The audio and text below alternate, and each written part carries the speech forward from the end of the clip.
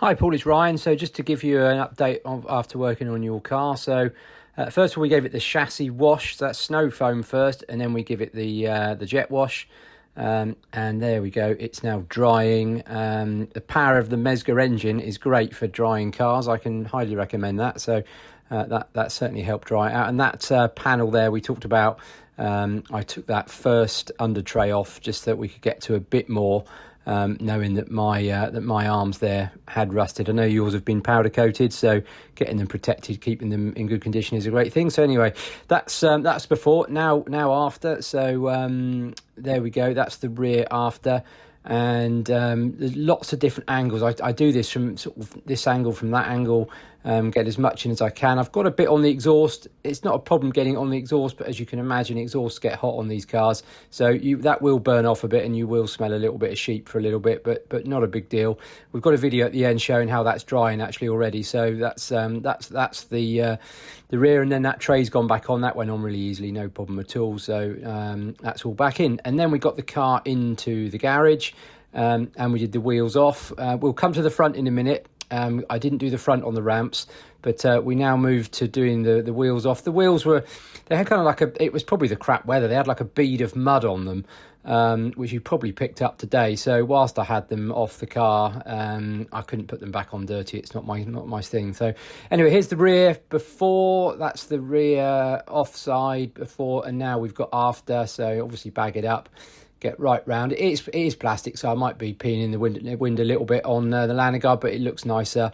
And then you can get right into the springs, and you can get into all the bits that you can't really get to with the wheels in place. So that's the rear offside, and then now with the front. So yeah, I looked to get in the car on the ramps on the front, and it just looked a bit too low, and I wasn't convinced I was going to do it without scraping your spoiler, so I didn't want to take that risk. And because there isn't actually that much on the front, all of it I can get to from here, so I climbed I crawled underneath, which I know you shouldn't with the ramp, with the trolley jack, but I did, and I managed to do the front underneath and then all in the wheel arch, so that's all looking really good. So now we're on the near side rear. I had jet washed the wheel arches, but I missed a little bit, so I need a little bit of brush to get the rest of that.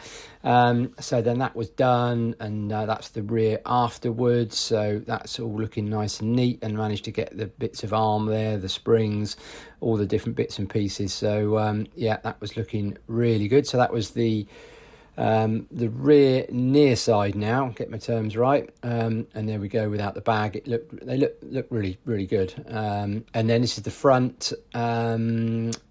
So again, looking a bit grubby before, but managed to get the Laneguard in again, same as the other side. So a little bit of crawling underneath. I can do all of the bits I would do with it on the other ramp, but I just didn't want to risk anything on your car. When I put mine on the ramp, I was in the garage, so it was a bit flatter. When I'm on the gravel, I have to lift it a bit, so it was just a little bit not quite perfect. But anyway, all turned out well. That was no problem at all. So that's the front after near side.